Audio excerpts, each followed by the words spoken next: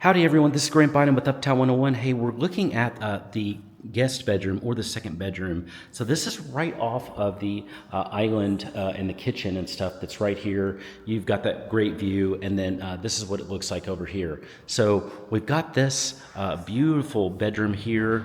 It's gorgeous. You can see the feel of it. It's that really pretty white. And then there's the ceiling fan. So this one has great views of the pool. So great views in general on this one. Then we walk into the separated bedroom, so the separated bathroom, and this is the bathroom for guests. So what I like about it is, hey, it's got dual sinks. So when you have several people over, it's really nice to have that dual sinks feature here. Very convenient and cool. I love the mirrors that are here. And then here is, hey, this is a walk-in shower. Super, super nice. I love that. And these open shelves are really cool. Hey, let's walk into the closet really quick, just see it. And hey, great storage. Love the storage. Wonderful.